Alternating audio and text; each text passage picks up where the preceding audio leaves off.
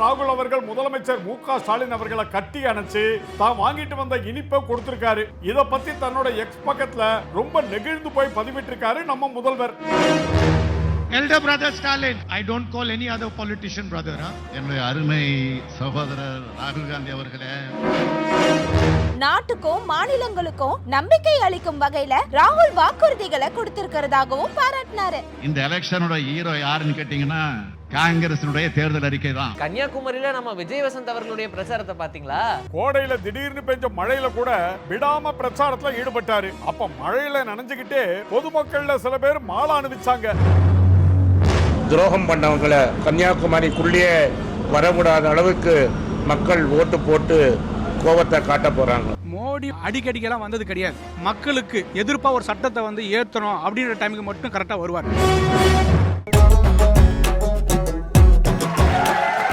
அதாகப்பட்டது மகாஜனங்களே. தம்பி, கண்ணுக்கு லட்சணமா பொண்ணு வேணும்னு கேக்குறீங்க. நீங்க என்ன படிச்சிருக்கீங்க? கற்றது கைமண் அளவு, கல்லாதது உலகளவு. உங்களோட சொந்த ஊர் எதுங்க? சொந்த பந்தங்கள் யாராவது வந்திருக்காங்களா? யாதும் ஊரே யாவரும் கேளி. என்னங்க இவன்? நாம ஒண்ணு கேட்டா சம்பந்தம் இல்லாம வேற ஏதோ உளறான். சம்பந்தம் இல்லாம இல்ல, சம்பந்தப்படுத்தி தான் உளறான். சார், என்ன பத்தி தான் ஏதோ பெருமையா பேசிட்டு இருக்கீங்கன்னு நினைக்கிறேன். வேற ஏதாவது கேள்வி இருக்கா? இல்ல தம்பி, நல்ல அறிவா பேசுறீங்க. உனக்கு 1 கிலோ ஸ்வீட் வாங்கி கொடுக்கலான்னு நாங்க பேசிக்கிட்டு இருந்தோம், அவ்வளவுதான். ரொம்ப சந்தோஷம் சார். ஏற்கனவே நம்ம ராகுல் காந்தி அவர்கள் வெளியிட்ட ஒரு ஸ்வீட் வீடியோ இணையத்துல வைரல் ஆகிட்டு இருக்கு. ஆமா தம்பி, நாங்க கூட அந்த வீடியோவை பார்த்தோம். கோயம்புத்தூர்ல நடந்த பொதுக்கூட்டத்துக்கு வந்தவர் திடீர்னு வண்டியை நிறுத்தி எதிர்ப்புறம் இருந்த ஸ்வீட் கடைக்கு சாலையை கிராஸ் பண்ணி போயிருக்காரு. அந்த கடையில இருந்தவங்களுக்கு ஒரே இன்ப அதிர்ச்சியா போயிடுச்சு. 1 கிலோ மைசூர் பாக் வாங்கி அது தன்னோட பிரதருக்குன்னு சொன்னாரு. கடையில இருந்தவங்கலாம் ராகுல் அவர்களோட போட்டோ எடுத்து உற்சாகம் ஆயிட்டாங்க. So who are you getting sweets for? My brother Stalin. இந்த ரோஸ் கலர் இருக்குல்ல, அது Thank you.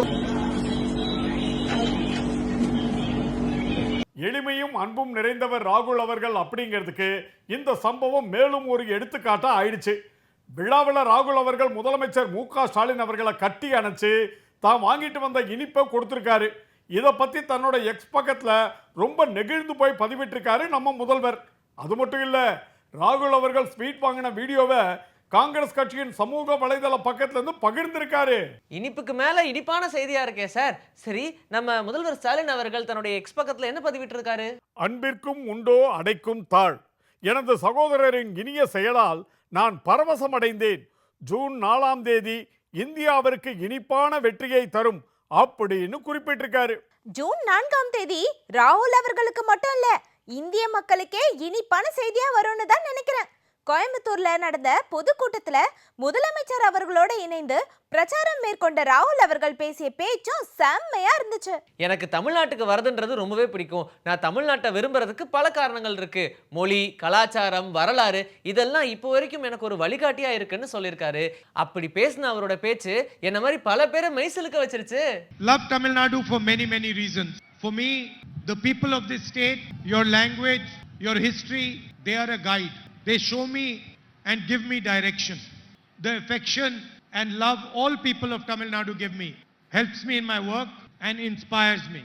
So it is always a pleasure for me to come here and speak to you. ஆமா தம்பி, மோடி மாதிரி தமிழ் வார்த்தைகளை மனப்பாடம் பண்ணி பேசுறவர் இல்ல நம்ம ராகுல் அவர்கள். உணவுபூர்வமா மனசுல இருந்து பேசுறவர். இந்த கூட்டத்தில் 30 லட்சம் அரசு காலி பணியிடங்கள் நிரப்பப்படும் என்பது உள்ளிட்ட பல வாக்குறுதிகளை கொடுத்திருக்காரு. அதையும் கவனிச்சியா?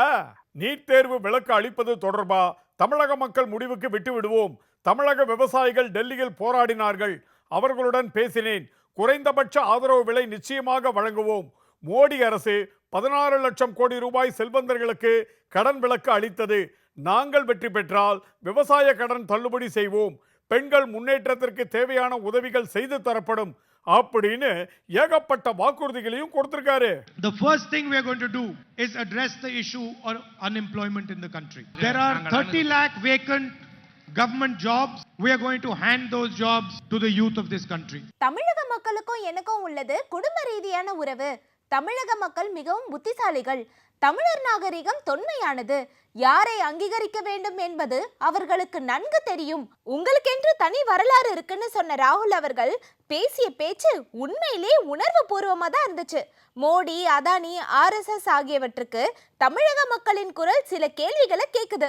வரலாறு, மொழியை அவதூறாக பேசுகின்றனர். டெல்லி திரும்பியதும் ஒரே நாடு ஒரே மொழி என வலியுறுத்துகின்றனர்.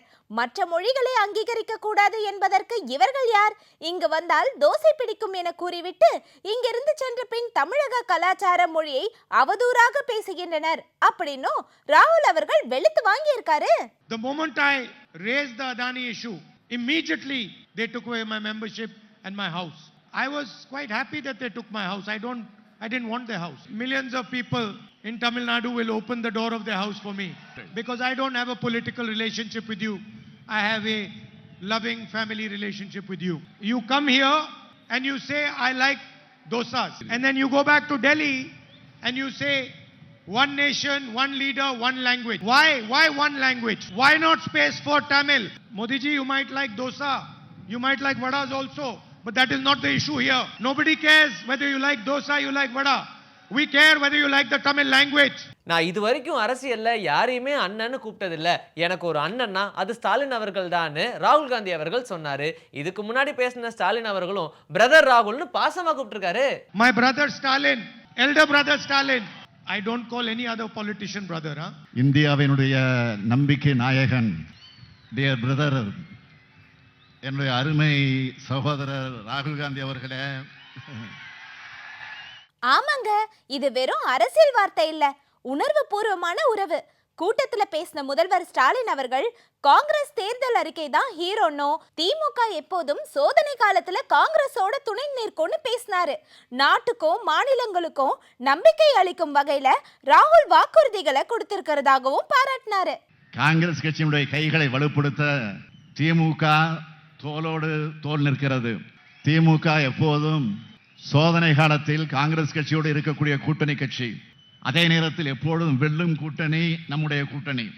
இந்த எலெக்ஷனுடைய ஹீரோ யாருன்னு கேட்டீங்கன்னா காங்கிரசினுடைய தேர்தல் அறிக்கை தான். திமுக தொடர்ந்து வலியுறுத்தும் சமூக நீதி அம்சங்கள் காங்கிரஸ் தேர்தல் அறிக்கையில எதிரொலிச்சிருக்கு.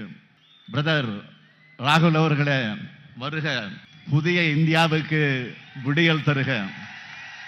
சார், தமிழ்நாடு முழுக்க இந்தியா கூட்டணியில் இருக்கிற வேட்பாளர்கள்லாம் தீவிர பிரச்சாரத்துல ஈடுபட்டிருக்காங்க. கன்னியாகுமரியில நம்ம விஜய் வசந்த் அவர்களுடைய பிரச்சாரத்தை பாத்தீங்களா? பார்த்தேன் தம்பி. கோடையில திடீர்னு பெஞ்ச மழையில கூட விடாம பிரச்சாரத்துல ஈடுபட்டாரு. அப்ப மழையில நனைஞ்சுக்கிட்டே பொதுமக்கள்ல சில பேர் மாலை அணிவிச்சாங்க. இந்த காட்சி பார்க்கறதுக்கே ரொம்ப நெகிழ்ச்சியா இருந்துச்சு.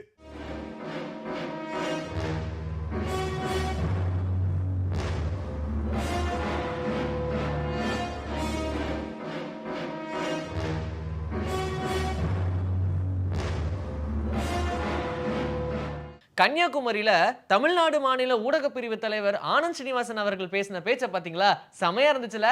ஆமாங்க, நான் கூட பார்த்தேன். இங்க ஒரு துரோகம் நடந்திருக்கு. துரோகம் பண்ணவங்கள கன்னியாகுமரியிலேயே நுழைய விடாத அளவுக்கு மக்கள் ஓட்டு போட்டு கோபத்தை வெளிக்காட்ட போறாங்கன்னு பேசியிருக்காரு. இங்கே ஒரு துரோகம் நடந்திருக்கு. விளவங்கோடு மக்கள் அதுக்கு சரியான பதிலடியை கொடுப்பார்கள். துரோகம் பண்ணவங்களை கன்னியாகுமரிக்குள்ளேயே வரக்கூடாத அளவுக்கு மக்கள் ஓட்டு போட்டு கோபத்தை காட்ட போகிறாங்க. இப்போதைக்கு இருக்கிற பொருளாதார நிலைமை ஒரு 4-5 முதலாளிகளுக்கு சாதகமாக இருக்கிற பொருளாதாரம். இது நாங்கள் வந்தோன்னா டெஃபினட்டாக மிடில் கிளாஸுக்கும் ஏழைகளுக்கும் ஏற்ற பொருளாதாரமாக இருக்கும். திமுக தரப்புல இருந்து ஒரு அறிக்கையை வெளியிட்டிருக்காங்க பாத்தீங்களா? அதுல எடப்பாடி பழனிசாமி அவர்களை பத்தி கடுமையா விமர்சனம் பண்ணிருக்காங்க. விமர்சனத்திற்கான காரணத்தையும் பட்டியல் போட்டிருக்காங்க. ஆமா தம்பி, எடப்பாடி பழனிசாமியை மக்கள் ஒருபோதும் மறக்க மாட்டார்கள், மன்னிக்கவும் மாட்டார்கள்னு திமுக கடுமையா விமர்சனம் பண்ணியிருக்கு. குடியுரிமை திருத்த சட்டத்துக்கு ஆதரவு கொடுத்தது, ஒரே நாடு ஒரே தேர்தலில் அதிமுகவின் நிலைப்பாடு, ஸ்டெர்லைட் பிரச்சனை, பொள்ளாச்சி பாலியல் வன்கொடுமைகள் அப்படின்னு அதிமுக ஆட்சி காலத்தில் நடந்த கொடுமைகள் பற்றியும் எடப்பாடி பழனிசாமி நிலைப்பாடு பற்றியும் பட்டியல் போட்டு விமர்சனம் பண்ணியிருக்காங்க. சார், திமுக பத்தி இன்னொரு தகவலும் இருக்கு. தேர்தல் ஆணையம் தங்களுக்கு விளம்பரம் செய்ய முன் அனுமதி கொடுக்காததை பத்தி நீதிமன்றத்துல வழக்கு தொடர்ந்துருக்காங்களாமே. இந்த நியூஸ் எனக்கு தெரியும். திமுகவோட தேர்தல் விளம்பரங்களுக்கு முன் அனுமதி அளிக்கிறதுல தேர்தல் ஆணையம் பாரபட்சமா செயல்படுறதா கூறி தேர்தல் ஆணையத்துக்கு எதிராக சென்னை உயர்நீதிமன்றத்துல திமுக வழக்கு தொடர்ந்திருக்காங்க. தேர்தல் விளம்பரம் செய்ய அனுமதி கோரிய திமுகவோட விண்ணப்பத்தை தேர்தல் ஆணையம் நிராகரித்த நிலையில வழக்கு தொடரப்பட்டிருக்கு. இந்த வழக்கு 15ஆம் தேதி விசாரணைக்கு வருது. தேர்தல் ஆணையமும் பாரபட்சமா நடக்குதா?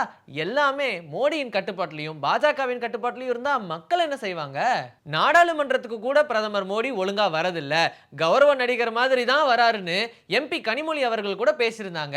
மக்களுடைய நிலைமையை நினைச்சாதான் பரிதாபமா இருக்கு. இந்த நிலைமையை மாத்துறதுக்கு தான் இப்ப தேர்தல் வருது. மக்கள் ரொம்பவே தெளிவா தான் இருக்காங்க தம்பி. 10 வருஷம் பாஜக ஆட்சியும் கௌரவ நடிகர் ஆட்சியும் அவங்கள ரொம்பவே பாடாப்படுத்தி இருக்கு. கனிமொழி எம்பி அவர்கள் சொன்ன இந்த கருத்தை பத்தி மக்கள் என்ன சொல்றாங்க நீயே பாரு.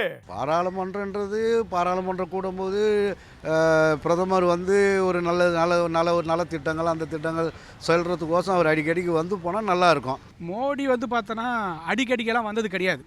எதை மாதிரி டைமுக்கு வருவார் அப்படின்னாக்கா, மக்களுக்கு எதிர்ப்பாக ஒரு சட்டத்தை வந்து ஏற்றணும் அப்படின்ற டைமுக்கு மட்டும் கரெக்டாக வருவார். மற்ற டைம் பார்த்தோன்னாக்கா எல்லாமே வெளியில் வந்து சுற்றுப்பயணம் மட்டும்தான் அதிகமாகவே இருந்திருக்கு. இப்போ மேக்ஸிமம் வந்து பார்த்தோன்னா பாராளுமன்றம் அவர் தான் வந்திருக்கணும். ஆனால் பார்த்தோன்னா அவரோட அட்டனன்ஸ் பர்சன்டேஜ் பார்த்தோன்னாக்கா ஒரு 20 இருக்க மாட்டதே டவுட்டு. அது மக்கள் என்ன கேட்டாக்கா எல்லாமே 0 தான் சொல்லுவாங்க. அங்கே வந்து பார்த்தோன்னா அவர் கணக்கு ஒரு அட்டனன்ஸ் கொடுத்துருப்பார். அது வரைக்கும் ஒரு 20% இருக்குது. ஆனால் மேக்ஸிமம் அவர் போனது எல்லாமே பார்த்தோன்னாக்கா சுற்றுப்பயணங்கள் தான். ஆமாங்க, மோடி என்னங்க பண்ணுறாரு? சும்மா பொம்மையாக தான் இருக்கார் பிரைம் மினிஸ்டராக. எல்லாம் நாக்பூரில் நடக்கிறது தான் இங்கே நடக்குது. வேறு என்ன இங்கே இருக்குது சொல்லுங்கள்? நாக்பூரோட கைக்கூலியாக தான் நம்ம பிரதமர் இருக்கார் இந்தியாவில். மக்கள் கரெக்டா தான் பேசியிருக்காங்க. இவங்க கிட்ட இன்னொரு கேள்வியும் கேட்டோமே, அதை பத்தியும் சொல்லிடுங்க. ஊழலை ஒழிப்போம்னு இப்ப வாய்க்கிழிய பேசுற எடப்பாடி பழனிசாமி அவர்கள் முன்னாள் அமைச்சர் ராஜேந்திர பாலாஜி போன்றவர்கள் மேல இருக்கிற மோசடி மற்றும் ஊழல் வழக்கு பத்தி என்ன சொல்றாருன்னு கேட்டோமே, அதை சொல்றியா? சரி சரி, அதையும் பார்த்துடலாம். மோடி இருந்து அங்கேருந்து பார்த்தீங்கன்னா எந்த ஈடியும் வரதில்லை, எந்த ரெய்டும் கிடையாது. ரெய்டெல்லாம் வந்தாக்கா இன்னும் அதிமுக காணாமல் போய் 0 ஆயிருந்திருக்கும். ரெய்டு இல்லாததால இன்ன வரைக்கும் அதிமுக அப்படி. ஏன்னா இப்போ வந்து அவர் எடப்பாடி மூலியமாக அதிமுக கிடையாது. அது எம்ஜிஆர் ஜெயலலிதா இவங்க காலத்தில் இருந்ததால இன்ன வரைக்கும் அதிமுக இருந்துட்டு இருக்கு. இதோ எடப்பாடி வந்து இந்த 10 வருஷம் அவரோட இளமை இந்த இப்போ பார்க்கும்போது 0 ஆகிடும். இன்னும் கொஞ்ச நேரத்தில் எல்லாத்துக்கும் ஊருக்கே தெரிஞ்சதால் தாங்க மாட்டினார் அவர். அவர் என்னங்க பண்ணார்? அவர் வந்து பார்த்தீங்கன்னா அவரே வந்து ஒரு மத சாயல் மாதிரி தான் நாங்கள் செயல்படுறாரு. அவர் ராஜேந்திர பாலாஜி எது பெரிய ஆள்லாம் இல்லைங்க, ஒரு மினிஸ்டராக இருந்தார். சும்மா அவ்வளோதான், பொம்மை மினிஸ்டர். எடப்பாடியே ஒரு பொம்மை மினிஸ்டராக தான் நாங்கள் இருந்தார். சார், பாஜக பிரச்சாரங்கள் பல இடத்துல மண்ணை கவிக்கிட்டு இருக்கு. ஒரு கூட்டத்துல நிர்மலா சீதாராமன் அவர்கள் பேசிக்கிட்டு இருக்கும் போதே பாஜக காரங்களே எழுந்து போயிட்டாங்களாமே. ஆமா தம்பி, சிதம்பரத்துல தான் அந்த கூத்து நடந்திருக்கு. நிர்மலா சீதாராமன் டென்ஷனா பேசுற பேச்ச நீயே கேளு. அதே மாதிரி அம்மா தாய்மார்களே, கொஞ்சம் 2 நிமிஷம் உட்காருங்க, முடிச்சிடுறேன். உங்களுக்கு வீட்டுக்கு போனோம் தெரியுது. ஏங்க, நாகப்பட்டினத்துல நடந்த மேட்டர் பத்தி தெரியுமா? பாஜக வேட்பாளர் பிரச்சாரத்தால ஒரு குடும்பத்தோட வீடு 10 எரிஞ்சு நாசமாகி இருக்கு. என்னது, பாஜக காரங்க பிரச்சாரத்துல ஒரு வீடு 10 எரிஞ்சிருக்கா? ஆமாங்க, பாஜக வேட்பாளர் வரும்போது கட்சிக்காரங்க பட்டாசு வெடிச்சிருக்காங்க. அந்த பட்டாசு நெருப்பு பக்கத்துல இருக்க ஒரு கூரை வீட்டு மேல விழுந்து 10 எரிஞ்சிருச்சு. எல்லாமே போச்சுன்னு அந்த குடும்பமே கண்ணீர் விட்டு கதறுது.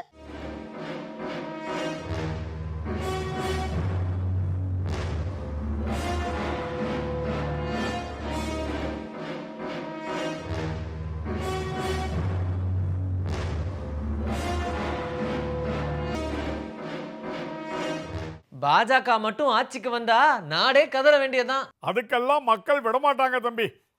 சரி தம்பி, கண்ணுக்கு லட்சணமா பொண்ணு வேணும்னு கேக்குறீங்க. என்ன படிச்சிருக்கீங்கன்னு கேட்டா சொல்ல மாட்டீங்களே. அதான் சொல்லிட்டேனே சார், கட்டுறது கைமண் அளவு, கல்லாதது உலகளவு. ஆஹா, மறுபடியும் முதல்ல இருந்தா? சரி விடுங்க, பொண்ணு என்ன படிச்சிருக்கணும்? பொண்ணு படிச்சிருக்கணும்னு அவசியம் இல்லை சார், ஆனா என்ன பிடிச்சிருக்கணும். ஆஹா, ரைமிங்கா பேசுறானே. நல்லா பேசுறீங்க சார். இதுல உங்களுக்கு வேற ஏதாவது நிபந்தனை இருக்கா? ஒரே ஒரு நிபந்தனை தான் மேடம், பொண்ணை எங்க குடும்பத்துக்கு ரொம்ப பிடிச்சிருக்கணும். ஆஹா ஆஹா, இந்த காலத்துல இப்படி ஒரு பையனா? ஆமா, உங்க குடும்பத்துல யார் யாரெல்லாம் இருக்கீங்க? பெருசா யாரும் இல்ல சார், 2 பொண்டாட்டி 3 பசங்க மட்டும்தான். என்னது, 2 பொண்டாட்டி 3 பசங்களா? ஆமாங்க, 4வது குழந்தை 2வது பொண்டாட்டியோட வயித்துல இருக்கு. வீட்டுல கொஞ்சம் பணம் கஷ்டம், அதான் 3வது ஒரு கல்யாணம் பண்ணி அந்த வரதட்சணை வாங்கி குடும்பத்தை பாத்துக்கலாம் அப்படின்னு. கவலைப்படாதீங்க, இதுல சட்ட பிரச்சனை எதுவும் வராது. ஆஹா, இந்த மாதிரி கிளம்பி இருக்கீங்களா? இதுல சட்ட பிரச்சனை இல்லடா, உன்னை உயிரோட விட்டாலே பிரச்சனை தான்.